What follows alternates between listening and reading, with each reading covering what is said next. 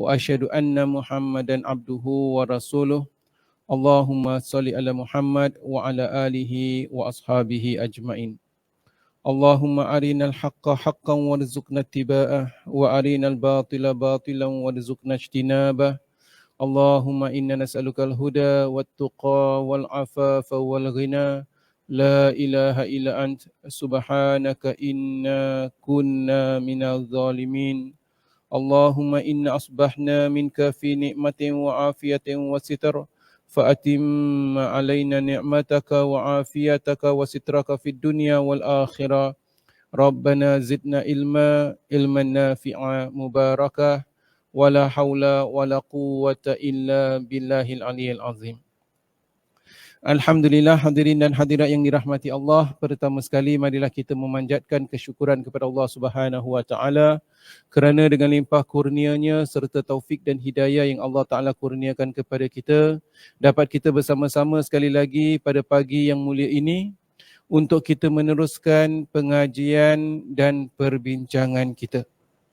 Baik, hadirin dan hadirat yang dirahmati Allah, pada pertemuan kita yang lalu telah kita bincangkan beberapa perkara-perkara yang disunatkan ketika berpuasa.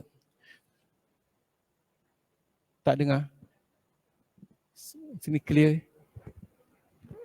Tak clear?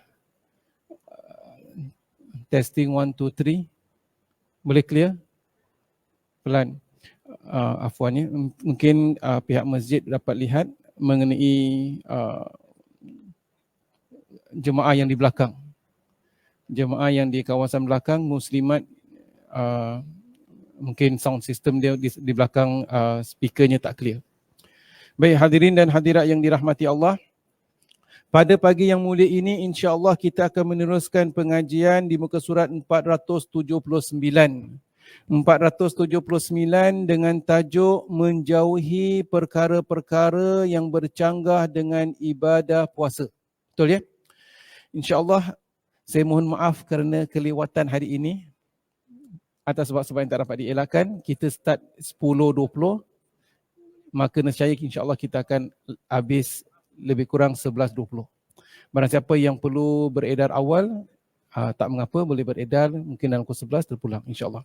Baik, para jemaah yang dirahmati Allah, Al-Imam Said Sabiq rahimahullah meneruskan perbincangan dan kita mengupas daripada kitab terjemahan Fiqh Sunnah, terjemahan Al-Hidayah daripada Malaysia, dan insya-Allah kita meneruskan bab yang ke-7 dengan tajuk menjauhi perkara-perkara yang bercanggah dengan ibadah puasa. Beliau menjelaskan yang telah diterjemahkan, puasa merupakan ibadah yang paling utama untuk mendekatkan diri kepada Allah Subhanahu wa taala dan disyariatkan untuk menyucikan jiwa dan membiasakannya untuk berbuat kebaikan. Seseorang yang berpuasa dikehendaki menjaga diri daripada perbuatan-perbuatan yang boleh menodai puasanya, hingga dengan demikian puasanya akan mendatangkan manfaat dan menghasilkan ketakwaan sebagaimana yang disebutkan oleh Allah Subhanahu wa taala di dalam Al-Quran.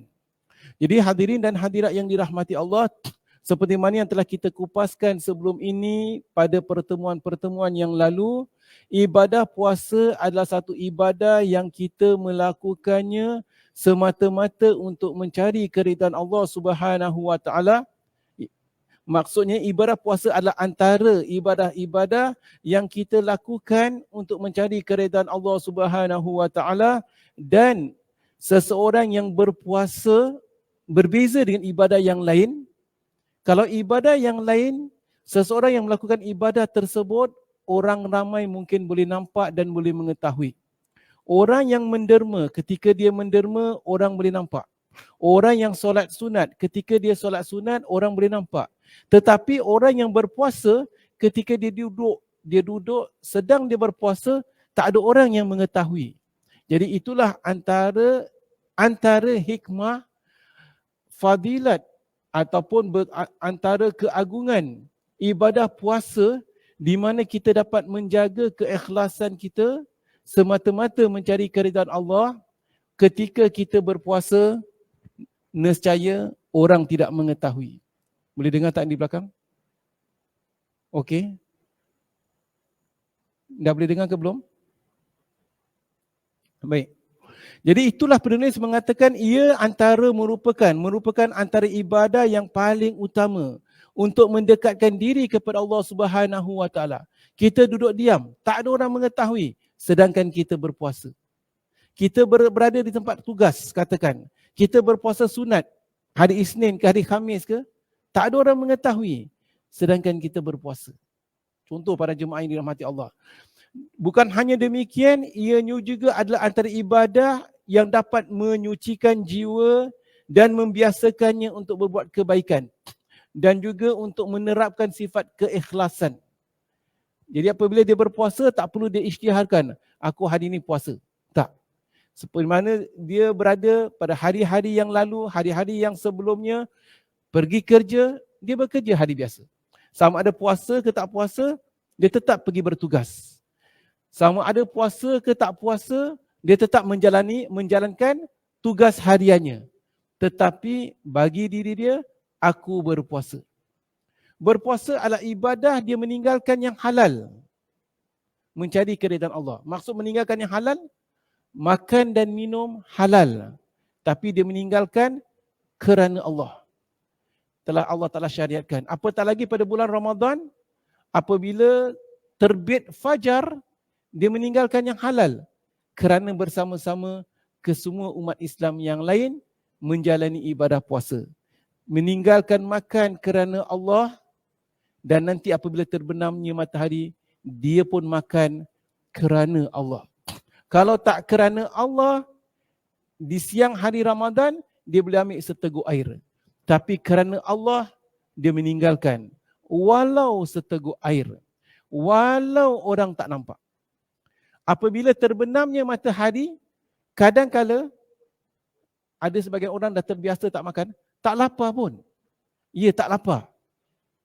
Akan tetapi tetap dia menikmati juadah, tetap dia mengambil air untuk membatalkan puasanya. Kerana apa? Itulah disyariatkan.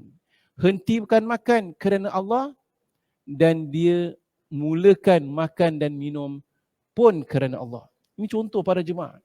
Jadi dalam kehidupan harian kita, kita kena cuba terapkan dalam diri kita apa jua yang kita lakukan kerana Allah. Kita berbuat baik dengan dia kerana Allah. Kalau tengok muka dia kadang-kadang geram, kenangkan masa lalu apa yang dia lakukan, orang Melayu kata, sebelah mata tak boleh pandang. Akan tetapi aku tetap berbuat baik dengan kau.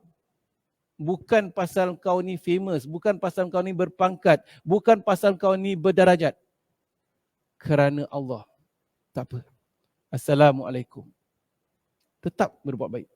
Tetap berbaik dengan kaum kerabat. Tetap berbaik dengan adik-beradik.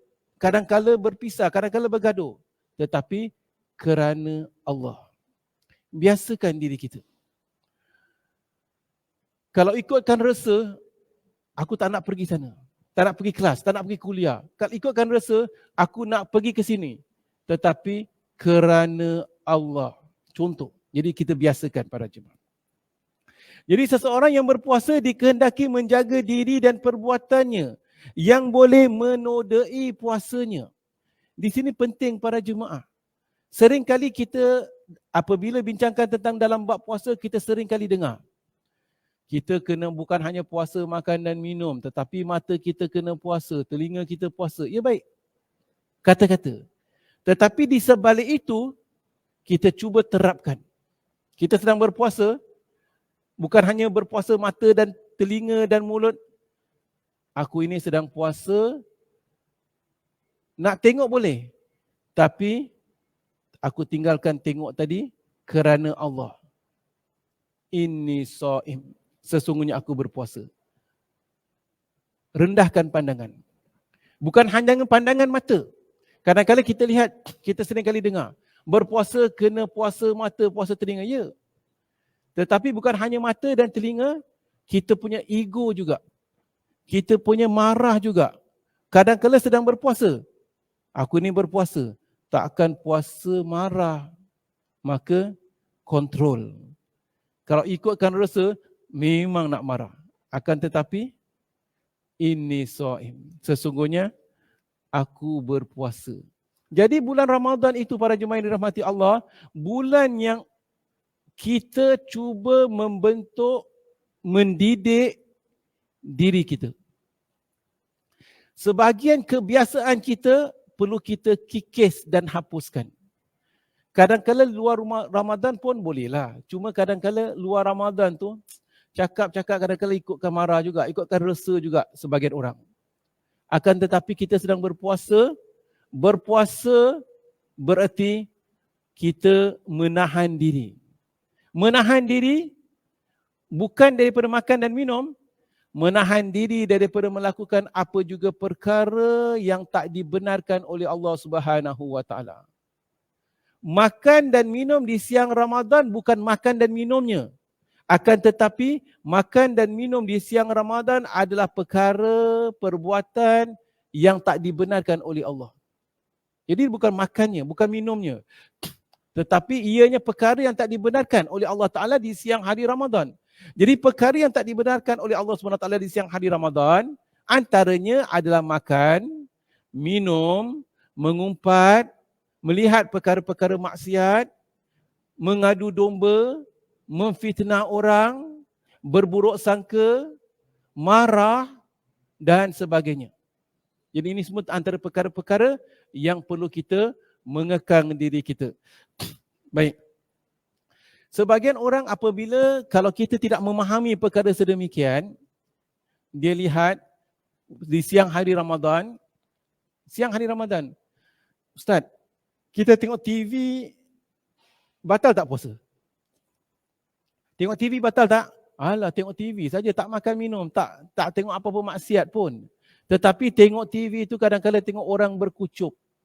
Tengok orang dengan berbagai-bagai perangai lah kadang-kadang. Bukan hanya demikian, ia juga melalaikan. Jadi perkara-perkara dilarang oleh Allah Subhanahu Wa Taala bukan hanya makan dan minum di siang hari Ramadan. Mengumpat tak dibenarkan, haram. Menipu tak dibenarkan, haram. Bertengkar tak dibenarkan tanpa sebab. Bermasam muka dengan suami tanpa sebab tak dibenarkan. Sedang puasa, boleh tak bermasam muka dengan suami? Luar puasa pun tak boleh, apatah lagi dalam puasa. Bukan hanya isteri sajalah. Suami yang tak bertanggungjawab terhadap tanggungjawab terhadap isterinya pun tak boleh, itu juga berdosa. Contoh, jadi ada sebagian orang menyangka perkara yang membatalkan puasa, okeylah aku tak sampai batal puasa. Jalan berpimpin tangan dengan tunang.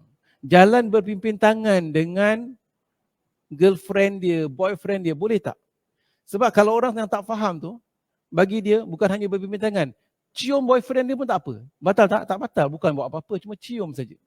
Jadi di sini penting untuk kita memahami para jemaah. Jadi Ramadan itu tujuannya adalah untuk membiasakan diri kita. Perkara-perkara yang kita tahu salah kadang-kala kerana kelemahan kita buat, tetapi pada bulan Ramadan kita dipaksa, kita dibentuk, terpaksa melalui ini. Kerana kalau tidak rosak puasa kita. Penulis mengatakan antara tujuannya adalah untuk kita mendapatkan ketakwaan di hujung bulan Ramadan. Berdasarkan ayat Al-Quran di mana Allah Subhanahu wa taala berfirman, "Ya ayyuhalladzina amanu kutiba alaikumus shiyam kama kutiba alal ladzina min qablikum la'allakum tattaqun."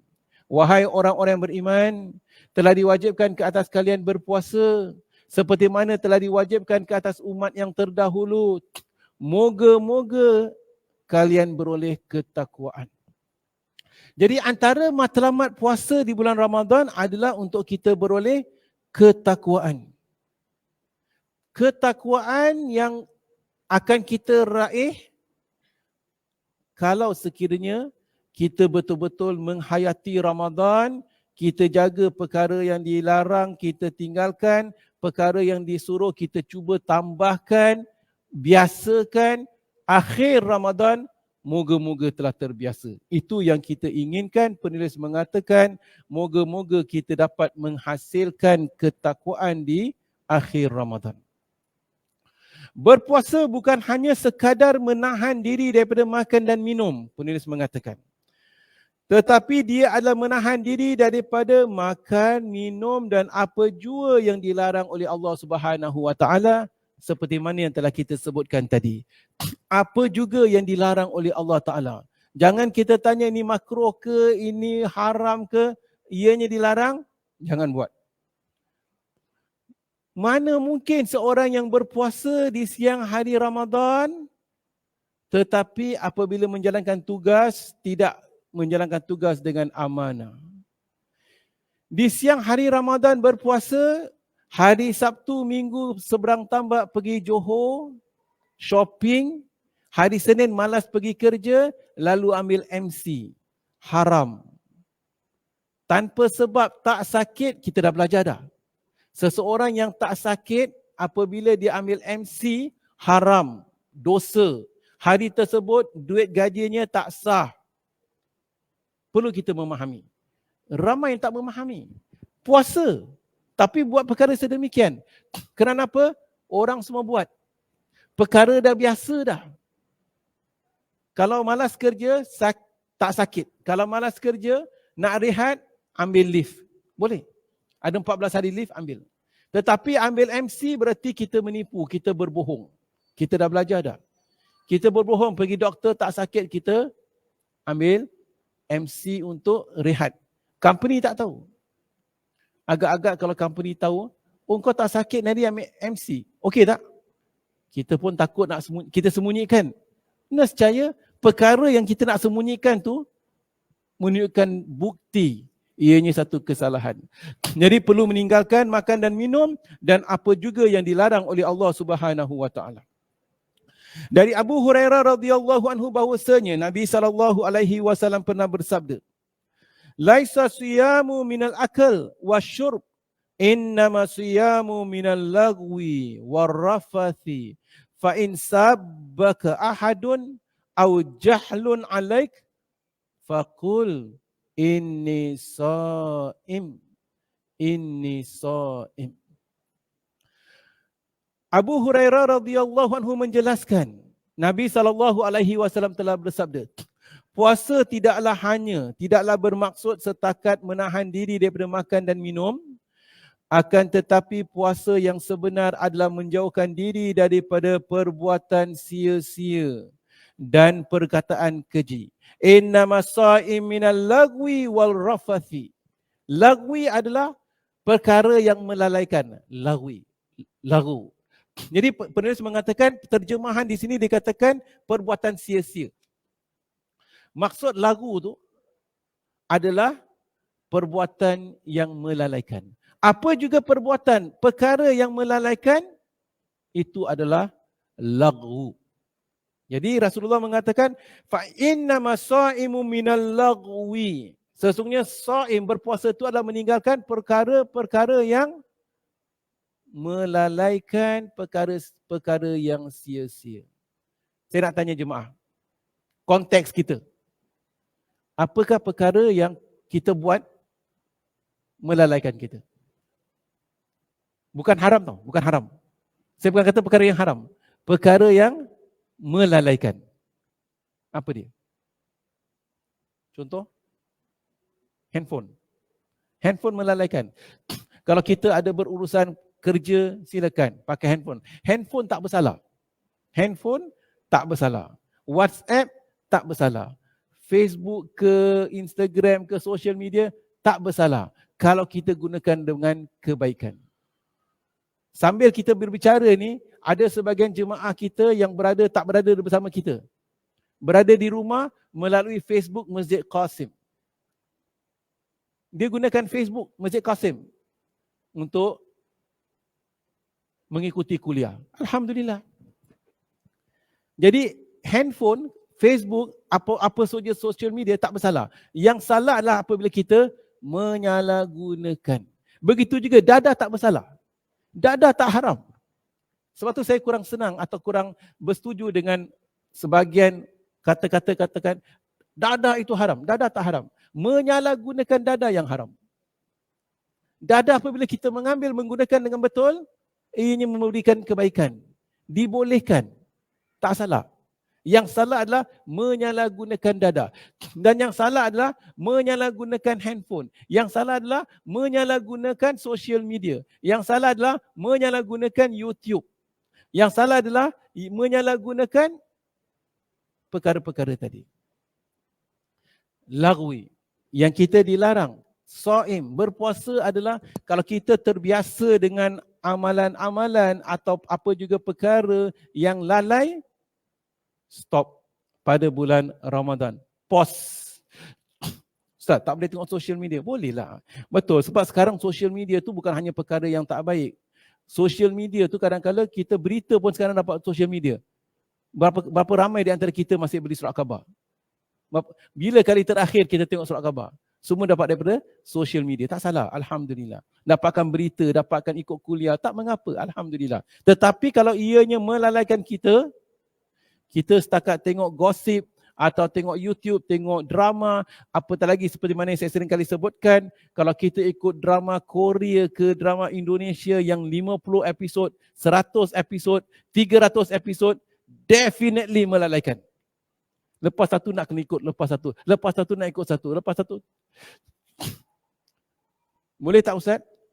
Bukan saya kata boleh ke tak boleh. Dengan Nabi katakan. Nabi SAW menjelaskan. Laisa siyamu minal akli wa syurb. Bukanlah puasa itu dengan meninggalkan makan dan minum. Innama siyamu, sesungguhnya puasa itu minal lagwi. Dengan menjauhkan diri daripada perbuatan sia-sia atau perbuatan yang melalaikan. Warrafathi. Rafathi, penulis terjemahkan perbuatan keji. Rafathi itu adalah perbuatan keji. Rafath, perbuatan keji atau perbuatan maksiat. Apa juga perbuatan, kata-kata kekejian atau maksiat, itu adalah rafath. Apa juga kata-kata, perbuatan. Sama ada dia tu mengumpat, sama ada dia tu tak mengumpat, dia beletih sendiri pun. Orang tua ni, ya Allah, punyalah pemalas, balik terus pingsan. Dah makan semalam sahur, bukan nak letak dalam fridge, beletih sendiri. Awak puasa tak? Puasa.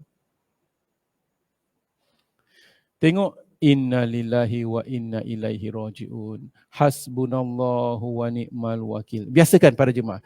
Kadang-kadang bagi kaum muslimat terutama sekali, memang cabaran. Cabarannya apabila dah letakkan peraturan di rumah. Apabila lepas makan, tolong letakkan di sink. Siapa yang satu pinggan tu tak salah untuk cuci. Yang tak habis tu letak dalam fridge. Yang kalau begitu tolong ikat. Ada regulation kat rumah. Apabila towel dah pakai, tolong gantung. Kain pelikat dah pakai, jangan letak kat sana, tolong gantung. Apalah salah, dah ada regulation. Tetapi kadang-kadang bagi lelaki ke sebagian kaum muslimin ni, para suami, kadang-kadang tolonglah faham ya. Perkara remeh-temeh kecil-kecil itu, tolong tak salah untuk gantung towel, untuk gantung kain pelikat, lipat, gantung. Biasakan, bukan campak kat bawah. Dah diterangkan. Tetapi kadang-kadang ada sebagian kita, suami ke anaknya masih degil, letak lepas mandi campakkan one corner. Selalunya ada di antara kita beletih tu macam mana? Degilnya budak bertuah ni, ya Allah. Atau beletih apa sajalah. Ubah. Biasakan dengan inna lillahi wa inna ilaihi raji'un. Hasbunallahu wa ni'mal wakil. Ya Allah, astaghfirullahalazim. La hawla wa la quwwata illa billahil aliyil azim. Ya Allah, biasakan.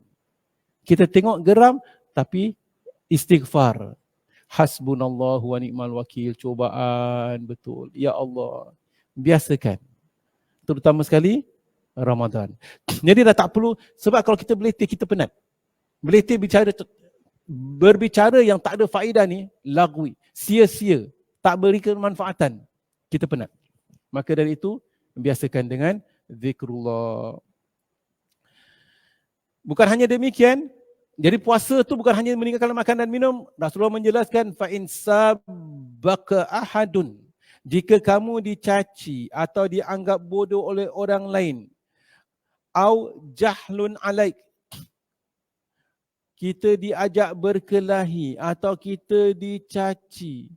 Kita dicaci kalau mungkin di luar Ramadan tu, aku pantang dihina. Aku pantang dicabar. Aku pantang. Tapi kita berpuasa. Pada ketika itu katakan inni shaim. Sesungguhnya aku berpuasa. Katakan dalam hatiku. Hati kita katakan. Berbicara dengan diriku. Diri kita sendiri. Inni shaim. Inni shaim tu apa maksudnya? Sesungguhnya aku berpuasa. Kalau berbicara dengan diri sendiri untuk tenangkan, ingatkan diri kita. Kalau tak ingatkan juga ada orang tu ajak berkelahi, cakap dengannya, inni shaim. Sesungguhnya aku berpuasa. Aku tak nak batalkan puasa aku semata-mata kerana engkau. Sudah. Kalau dapat suami yang penuh cobaan, cakap dengan abang tu, inni shaim bang. Jadi hafal. Rasulullah katakan apa? Katakan inni shaim. Ini sesungguhnya. Senang tak? Ini. Tapi ini sesungguhnya aku shaim. Saum kan puasa. Shaim. Jadi shaim tu sebenarnya lelaki. Orang perempuan selalu kat belakang dia kan ada AH. Farid, Faridah. Jamil, Jamilah, ada H. Jadi shaim, shaimah. Jadi ini shaimah. Jadi kalau perempuan cakap dengan orang ni, tak apalah, awak nak pergilah, awak nak cakap apa, cakaplah. Ini shaimah. Bang, janganlah ganggu saya bang. Kesiankan iman saya. Ini shaimah. Shaimah tu apa bang? Apa kak? Apa yang? Shaimah tu puasa, bukan Salma. Jangan pula awak ingat Salma mana. Baik. Jadi Rasulullah mengatakan, apabila kita diuji sedemikian, katakanlah ini shaimah. Boleh hafal tak? Ini shaim atau ini shaimah. Biasalah, biasa-biasakan. Tujuannya pertama sekali untuk ingatkan diri kita. Kalau tengah ujian, ini shaim. Sesungguhnya aku ini berpuasa. Demikian para jemaah yang dirahmati Allah Subhanahu wa taala. Baik. Sekumpulan hadis pula, kecuali daripada Imam Muslim yang meriwayatkan dari Abu Hurairah radhiyallahu anhu bahwasanya Nabi SAW telah bersabda. Nabi menjelaskan, man lam yada' qawla zuri wal amala bihi falaisa lillahi hajatun min an yada'a ta'amahu wa syarabahu. Ada di antara kita berpuasa. Puasa dia sama juga, hari dia puasa dengan hari tak puasa sama saja. Ketika puasa beletihnya sama saja, perangai dia pun sama saja. Ketahuilah Rasulullah SAW telah bersabda, man la yada' qawla zur wal amala bihi, barang siapa yang tidak menghentikan kata-kata dusta, kata-kata kebohongan atau apa juga perkara-perkara keburukan dan juga daripada melakukan perbuatan bohong, perbuatan yang buruk dan sebagainya. Man la yada' qawla zuri wal amala bihi falaisa lillahi hajatun min an yada'a ta'amahu wa syarabahu. Maka Allah tidak memerlukan orang itu daripada meninggalkan makan dan minumnya. Nescaya di sini menunjukkan seringkali yang ustaz-ustaz kita katakan puasa bukan hanya kena puasa makan dan minum, kena puasa mata, kena puasa hidung, kena puasa telinga, kena puasa mulut. Bukan setakat ustaz-ustaz tu cakap demikian. Pasal ada hadis-hadis di mana Rasulullah ingatkan barang siapa yang tidak meninggalkan kata-kata dusta dan juga perbuatan-perbuatan dusta, Allah Ta'ala dah tak harapkan dah tak lihat dia meninggalkan makan dan minumnya. Ya, dia makan dan minum. Dia tak makan dan tak minum. Tapi yang lain dia buat. Sebenarnya, saya nak khabarkan, awak tu tak puasa. Tapi apa cakap tak puasa boleh jadi gaduh ni? Sebenarnya, awak tak puasa. Habis daripada pagi, saya tak makan, tak minum. Okey, baiklah. Tukar. Dia bukan awak tak puasa. Sebenarnya, awak tak makan dan tak minum. Jadi senang. Tak puasa nanti orang marah. Sebenarnya, ya, saya akur. Awak tak makan dan tak minum. Itulah dia. Awak tak makan dan tak minum. Bukan puasa. Awak tak makan dan tak minum. Itulah dia para jemaah yang dirahmati Allah Subhanahu wa taala. Dari Abu Hurairah radhiyallahu anhu bahwasanya Rasulullah sallallahu alaihi wasallam bersabda, "Rubba sha'im laisa lahu min siyamihi illa ju' wa rubba qa'im laisa lahu min qiyamihi illa sahwa." Illa sahar. Betapa ramai orang yang berpuasa namun hasil yang diterimanya, namun apa yang dilakukannya hanyalah berlapar sahaja. Dan betapa ramai orang yang bangun untuk beribadah pada waktu malam, namun hasil yang bakal diterimanya, yakni apa yang dia buat sebenarnya hanyalah tidak lebih daripada letih dan daripada berjaga malam. Itu saja. Yang kita katakan tadi, dia berpuasa. Tetapi dia tetap tidak meninggalkan kata-kata keji, kata-kata bohong, dusta, perbuatan yang melalaikan. Awak sebenarnya tak puasa. Marah dia. Okey, seperti mana kita katakan tadi. Awak bukan tak puasa. Baiklah. Sebenarnya awak tak makan dan tak minum. Betul tak? Betul. Saya tak makan dan tak minum tadi. Itulah. Awak tak makan dan tak minum. Rasulullah telah menjelaskan betapa ramai manusia yang menyangka dia berpuasa di siang hari Ramadan, tetapi apa yang dia dapat hanyalah kelaparan. Hanyalah tak makan dan tak minum. Full stop. Tujuan kita belajar ini adalah jangan sampai kita demikian. Rugi para jemaah. Tak dapat apa-apa kecuali lapar dan dahaga. Illa ju' tu lapar, kelaparan. Dan ketahuilah juga betapa ramai orang yang berqiyamul lail. Orang yang solat malam, kadang-kala yang bangun malam, tak dapat apa-apa kecuali letih. Rasulullah menjelaskan, bukan saya sebutkan. Wa rubba qa'im laisa lahu min qiyamihi. Betapa ramai orang yang berjaga malam, yang bangun malam, hidupkan malam dengan so-called kononnya ibadah, laisa lahu min qiyamihi. Tidak dia peroleh apa-apa daripada berjaga malam tadi, illa sahar. Kecuali letih dan penat sahaja. Pernah tak kita kadang-kala pergi solat tarawih, imam solat cepat sangat, kita solat tak dapat penghayatan, tak dapat kenikmatan, tak dapat kemanisan. Apa yang kita dapat? Kita dapat gerak, berdiri, gerak dan sebagainya. Betapa ramai, bukan saya sebutkan. Saya tak sebutkan masjid mana-mana, tak saya sebutkan jemaah mana-mana, tetapi kadang-kala kita lihat. Ada video. Ingat tak, siapa pernah lihat video di, maaf katalah ya, sebahagian pusat-pusat pengajian ke, ada sebahagiannya di Malaysia, ada sebahagiannya di Indonesia, solat 20 rakaat dalam masa 5 minit. Ada kan video pernah tengok? Tong tong tong. Bagi awak tu, tak solat lebih afdal. Bagi jemaah tu semua, tak solat lebih afdal daripada solat demikian. Alhamdulillah. Masjid-masjid kita, kalau dulu-dulu solat bawah blok, hampir serupalah. Tapi dengan berkat usaha para asatidzah kita, para ulama kita yang terdahulu, beri peringatan. Jelaskan lama-lama ada kesedaran. Siapa ulama-ulama kita yang dahulu? Antara lain. Siapa yang boleh kita ingatkan? Nama-nama mereka. Almarhum. Contoh, siapa?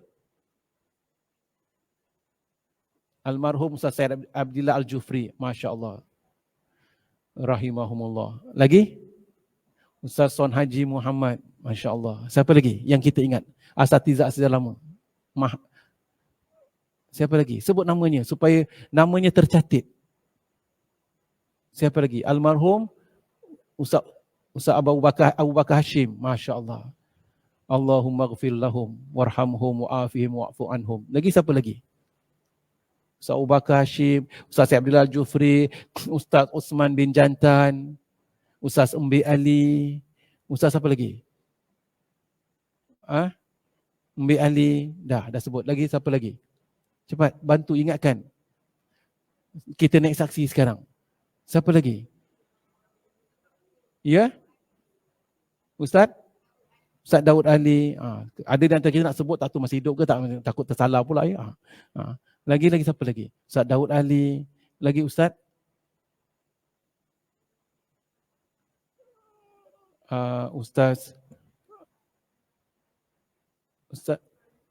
Ustaz Abdul Rahman Al-Kaf. Masya Allah. Lagi?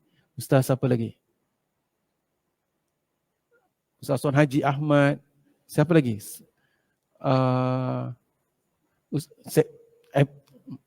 Beliau masih hidup.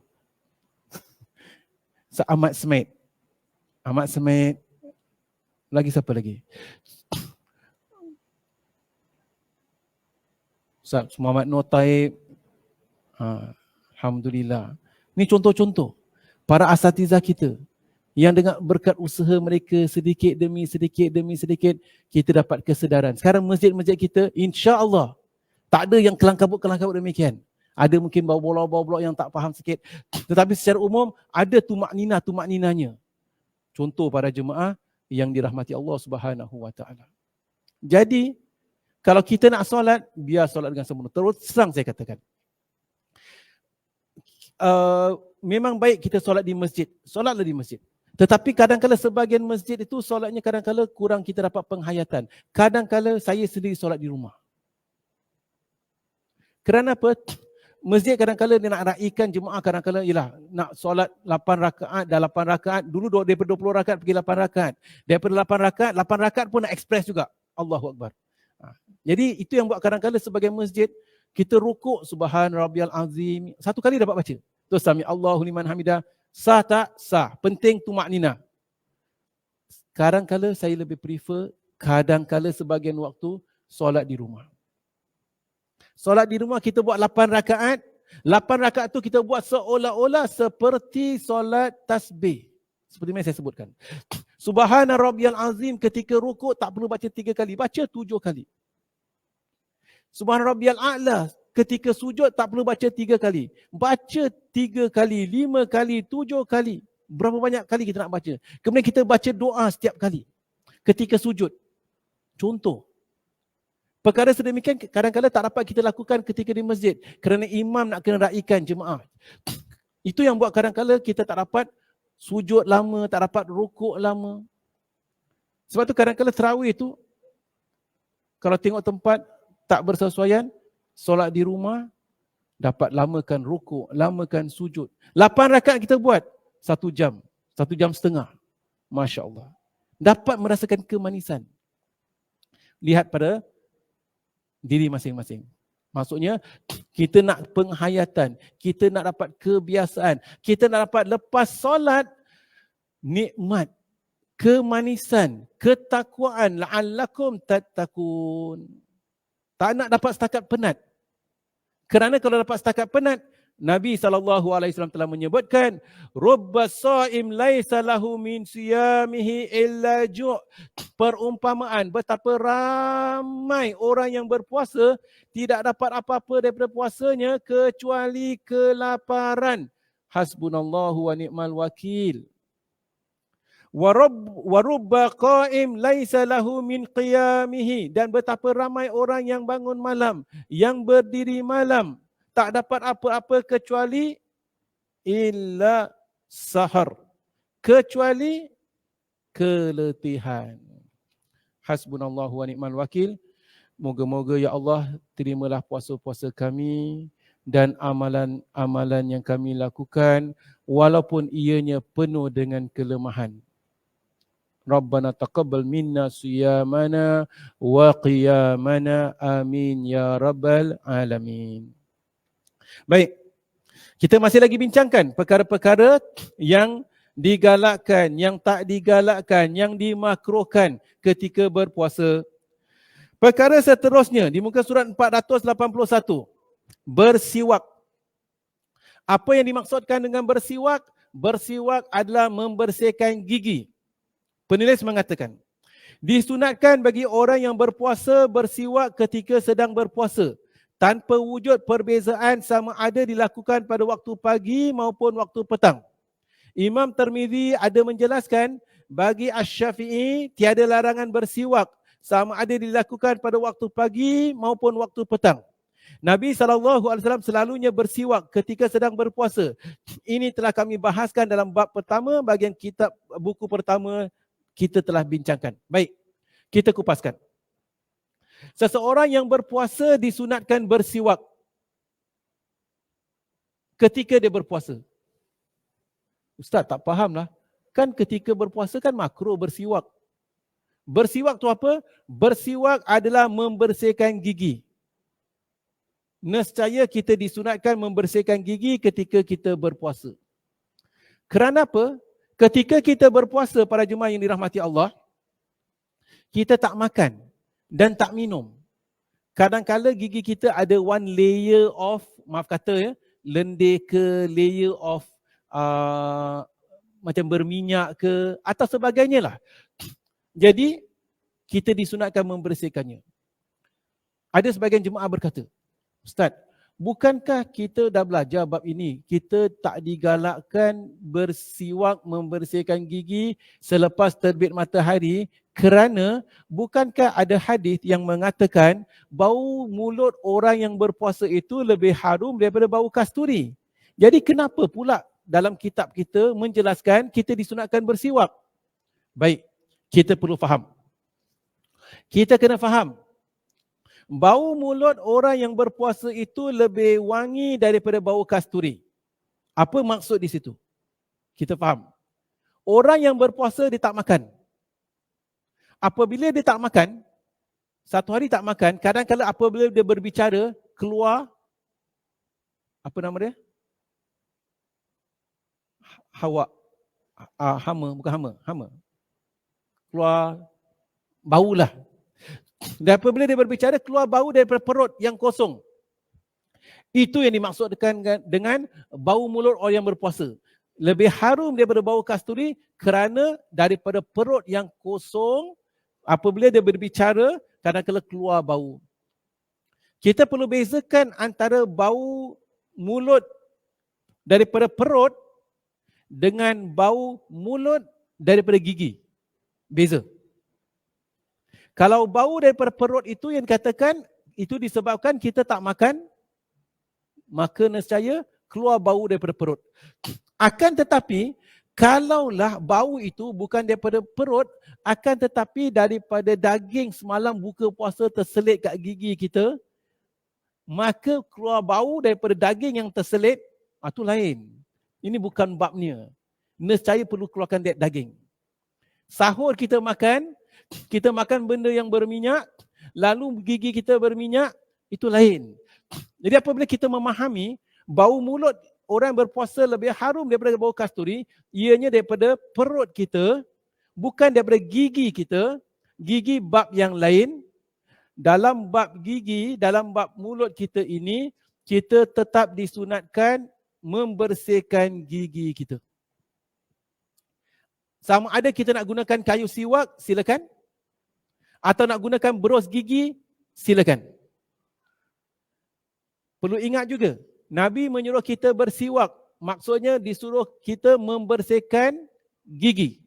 Membersihkan gigi sama ada dengan menggunakan kayu siwak atau dengan menggunakan berus gigi, atau kalau tak ada berus gigi, kalau kita berada di luar, kita ada sapu tangan pun boleh gunakan. bersihkan pakai sapu tangan kita. Atau pakai tisu paper atau sebagainya, kena pakai tisu yang kuatlah supaya tidak hancur. Bersihkan, diperbolehkan. Kalau kita pakai berus gigi, kita disunatkan bersiwak, bukan berus gigi tak semestinya pakai berus gigi dan ubat gigi.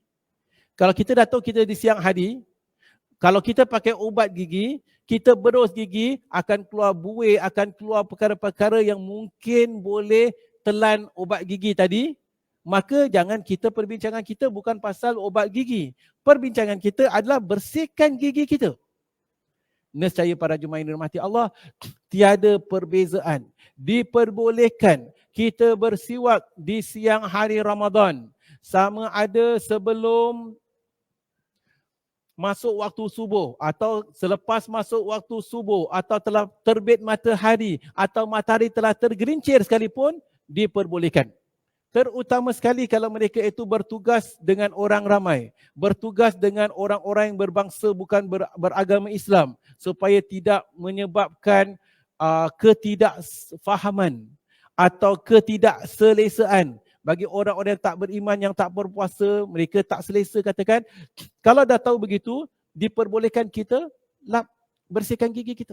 Diperbolehkan. Kalau perlu kumur-kumur pun diperbolehkan. Contoh. Dan maka dengan demikian, kita perlu memahami dan membezakan perkara yang sering kali disilap fahamkan. Jadi beza ya. Jadi sebenarnya diperbolehkan. Cuma afdalnya bagaimana? Saya sarankan afdalnya kalau kita nak bangun sahur, lepas bangun sahur, lepas makan sahur, sebelum terbit fajar, sebelum masuk waktu subuh, kita henti lebih kurang 15 minit sebelum subuh. Lepas itu bersihkan gigi, pakai ubat gigi, pakai apa saja nak pakai floss semua, takut terselit-selit, semua bersihkan clear. Pakai ubat gigi, lepas tu kumur-kumur semua. Lepas kumur-kumur semua dah bersih, kadang-kadang nak minum air sekali lagi. Masih belum habis waktu. Minum setakat air putih sahaja. Alhamdulillah clear. Dah bersih, dah bersedia untuk menjalankan ibadah puasa. Walhamdulillah. Kemudian waktu zuhur, kalau nak berwuduk boleh bersihkan gigi. Pakai jari kita pun boleh. Pakai berus gigi, ambil berus gigi, bersihkan pun boleh. Tak semestinya pakai ubat gigi dan sebagainya. Alhamdulillah. Dan Nabi SAW memang bersiwak pada ketika bulan Ramadan. Alhamdulillah. Perkara seterusnya, nokta ke-9. Bermurah hati dan bertadarus Al-Quran adalah disunatkan pada setiap waktu. Tetapi kedua-dua amalan mulia ini lebih utama untuk dilakukan ketika di bulan Ramadan. Imam Bukhari meriwayatkan daripada Ibnu Abbas radhiyallahu anhu katanya, kana Rasulullah sallallahu alaihi wasallam ajwadan nas wa kana ajwada ma yakunu fi Ramadan. Rasulullah sallallahu alaihi wasallam adalah orang yang paling dermawan dan sifat dermawannya itu lebih menonjol ketika pada bulan Ramadan. Hina yalqahu Jibril. Itu lebih menonjol ketika bulan Ramadan. Apatah lagi setelah bertemu dengan malaikat Jibril. Wa kana yalqahu fi kulli lailatin min Ramadan. Biasanya Jibril menemui Nabi SAW pada setiap malam di bulan Ramadan. Fayudarisuhul Quran. Fala Rasulullah sallallahu alaihi wasallam ajwada bil khairin min rihin mursalah. Sesungguhnya Rasulullah Jibril mengajak untuk bertadarus Al-Quran. Sesungguhnya Rasulullah sallallahu alaihi wasallam pernah lebih pemurah dalam melakukan amal kebaikan melebihi tiupan angin pada bulan Ramadan. Baik. Di sini dapat kita lihat. Kita digalakkan memperbanyakkan bersedekah. Memperbanyakkan melakukan amalan soleh. Bersedekah. Kalau dapat pada bulan Ramadan, kalau dapat usahakan kita bersedekah. Setiap hari masuk masjid, budgetkan. Tak banyak, tak ada $10 setiap hari, $5. Tak ada $5 setiap hari, $2. Tak ada $2 setiap hari, $1. Ramadan, special budget. Setiap hari masuk masjid, letak $1. Kita ada 30 hari. Pahala berlipat kali ganda. Kalau dapat, setiap malam masuk masjid, letak $1. Nescaya salah satu malam itu jatuh malam Lailatul Qadar. Hari-hari, setiap malam kita buat, definitely akan terkena malam Lailatul Qadar. Budget $1 baru $30. Lebihkan $2, kita ada $60 budget. Bergantung budget kita. Budget beli baju raya berapa? Budget beli baju raya yang kita akan pakai sekali. Yang tahun lalunya baju raya berapa kali lah kita pakai? 2 tahun yang baju raya masih ada. 3 tahunnya baju raya dah tak muat. Masih ada dalam lemari. Ini budget dapat berlipat kali ganda. Setiap malam kita masukkan tabung, definitely akan terkena Lailatul Qadar. Kalau tak ada budget banyak, $2. Niatkan, $1 bismillah atas namaku ya Allah. $1 ini atas nama ibu bapaku. Bismillah. Kirimkan derma untuk ibu bapa kita, sama ada yang masih hidup atau tak masih hidup. Kalau mereka dah tak ada peluang untuk mereka berderma. Derma atas nama mereka. Kalau mereka masih hidup, kadang-kadang mereka tak sempat pergi masjid macam kita. Kita sempat pergi masjid. Wakil anak ni, ya Allah. Ini bagi pihak mereka, ya Allah. Masukkan, niatkan mereka. Siapa yang ada budget besar, tak apa Ustaz, saya Ramadan special. Baju aja $300. Saya budget $5 satu hari. $5 satu hari, satu bulan, $150. Special untuk Ramadan. Apa $150? Kita buka puasa tempat seafood saja, dah habis. Satu hari, $5. Letak tabung. Bismillah. Kalau kita baik hati, bismillah. Ya Allah, $1 atas namaku, ya Allah. $1 atas nama ibu bapaku, ya Allah. $1 atas nama almarhum datuk nenekku, ya Allah. $1 atas nama adik-adik beradikku semua, ya Allah. $1 atas nama anak-anakku, ya Allah. Alhamdulillah.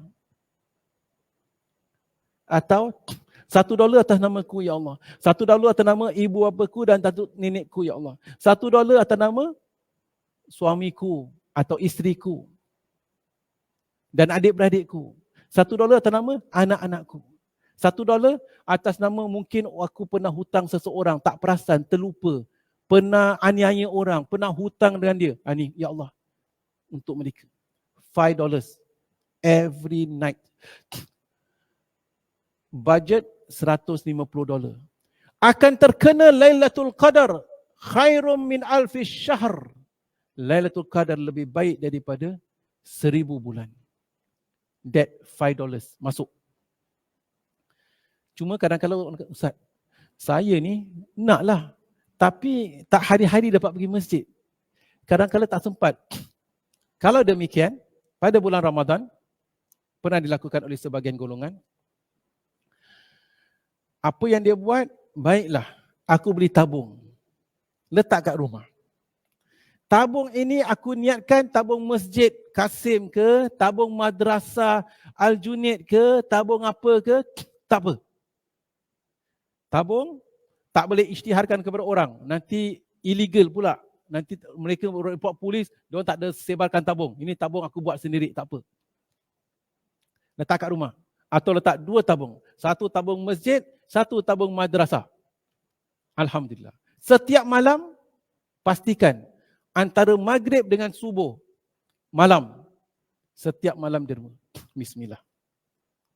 Ini bismillah untuk masjid, ini untuk madrasah. Setiap malam derma.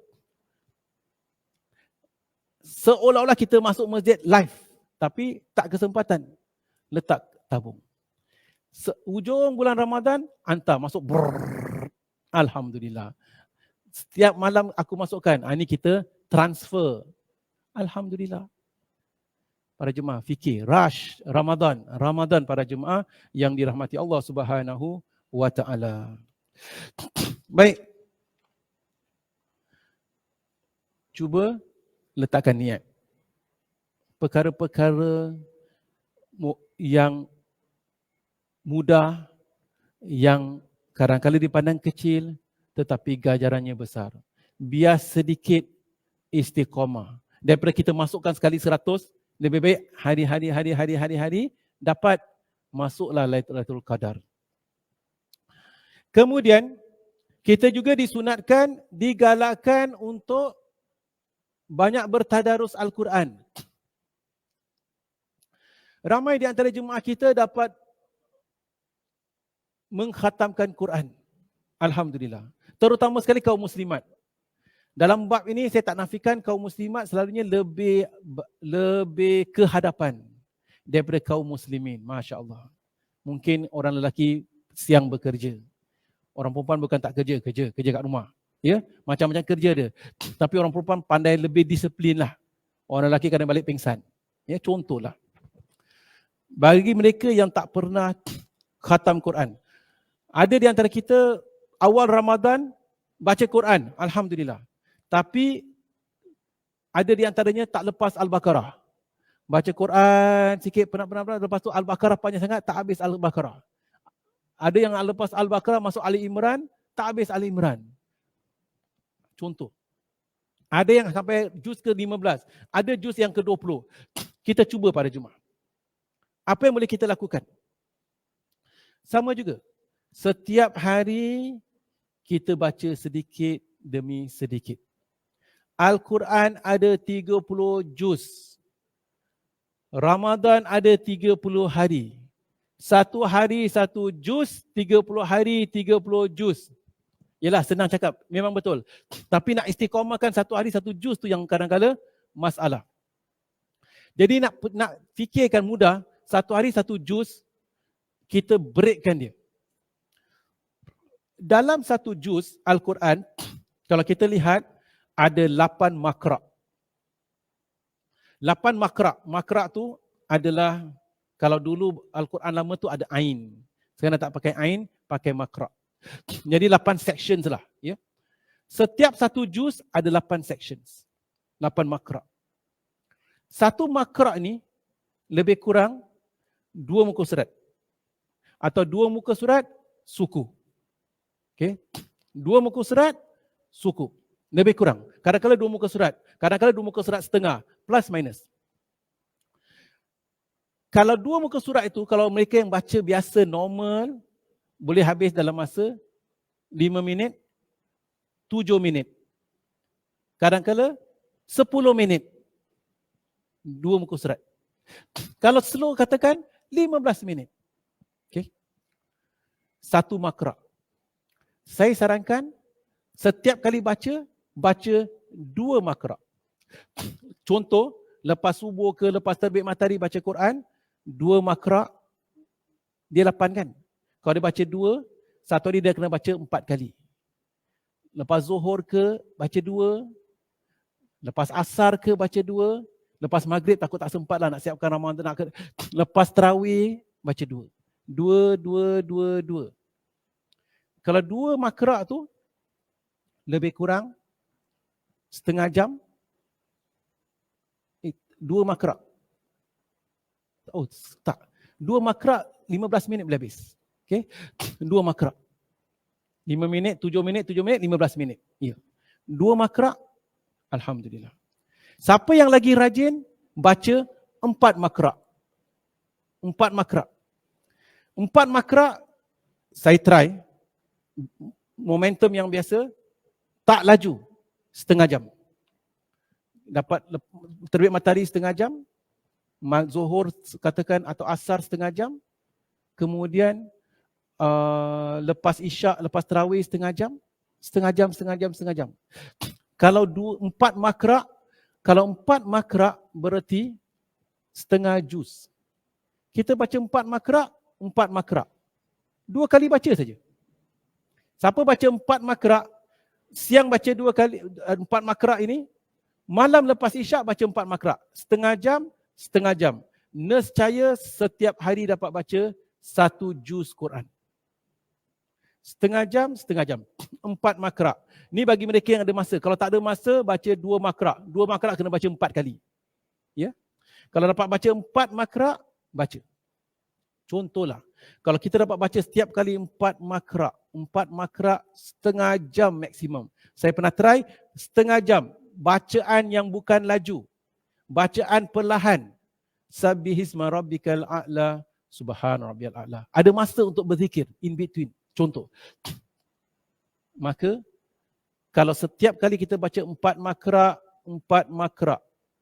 1 juz ada 8 makra. 4, 1 juz. Setengah jam, 1 juz. Weekend ada masa, ekstrakan sedikit supaya dapat khatam cepat. InsyaAllah 30 juz. Habis kita. Dalam masa bulan Ramadan. Kita kena ada plan. Sebab kalau kita tak ada plan, kita baca sampai mana penat kita nak stop, susah.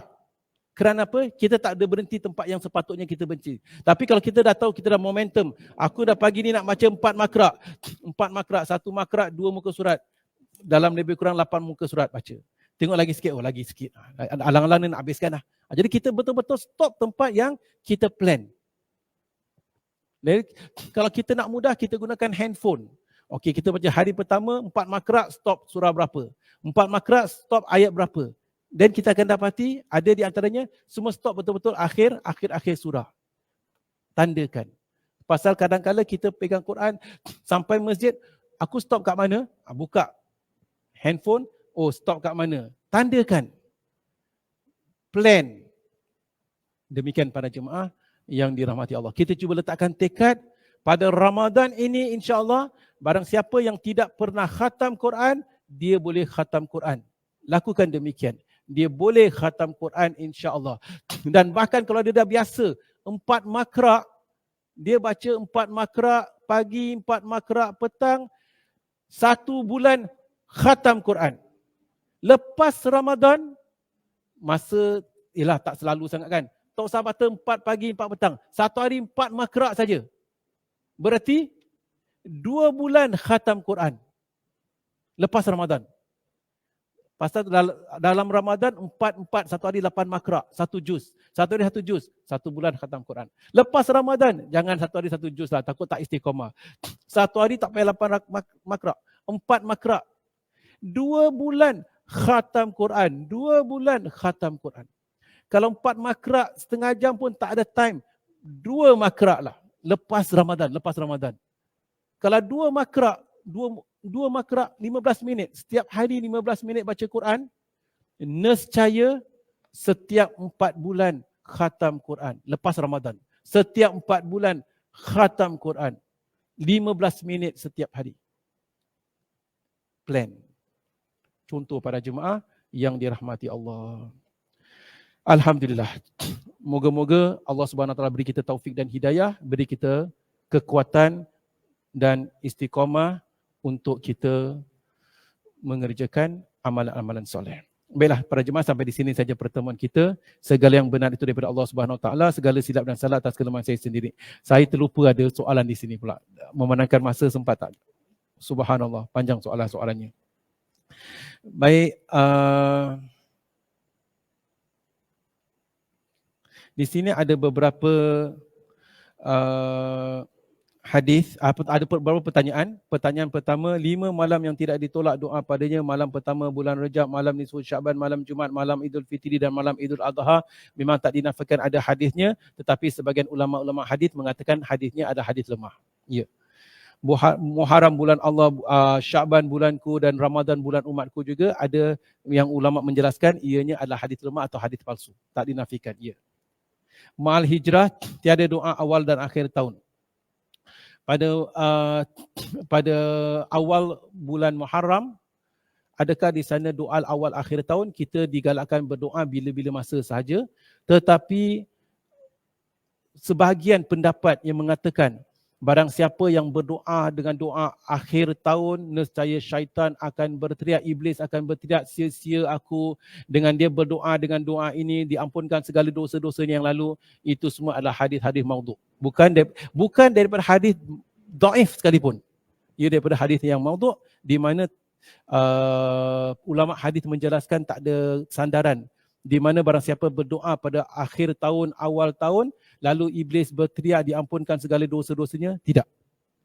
Dosa-dosa yang besar tetap perlu bertaubat.